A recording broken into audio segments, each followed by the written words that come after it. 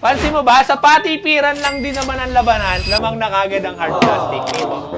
Lamang na agad to. Yan, game over. Wala, dalawa kami ngayon dito, classmate. Nakita kasi namin ngayon yung market na kung saan, kung patipiran, convenient, pag-aangan ng labanan, panalo ang hard plastic compare sa alloy. Kasi alam naman natin siyempre kapag alloy, natimbang kasi namin siya, umabot siya ng 7 to 8 kilos ang alloy. Ang hard plastic, nasa 4 to 5 kilos lang. So nakakatipid ka ng around 2 kilos na makakatipid ka sa gasolina kapag daw ay nagta-travel.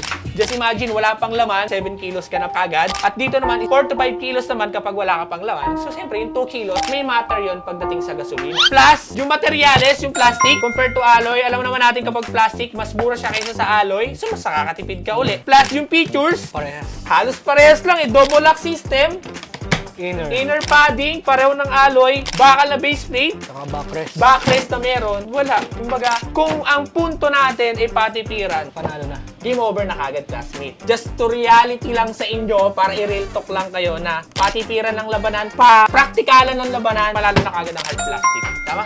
Kaya kayo dyan, classmate, kung si Junel ay pro at ako ay pro sa praktikalan, patipiran, hard plastic, pro, kayo, comment down below kung tingin nyo is pro ba ang pagkakaroon ng hard plastic compare sa alloy ngayon na nasa market. Okay, depends. Team alloy, team hard plastic, comment down below. Tingnan natin ngayon. At kung interesado ka, classmate, punta ka lang sa comment section, nandun na yung link para maka-order ka na. At dun sa mga gusto magnegosyo, chat nyo lang to para makapag-order na kayo at makapag-umpisa na kayo ng negosyo o tinda sa mga bawat tindahan ninyo. Salamat! Malakas na busina?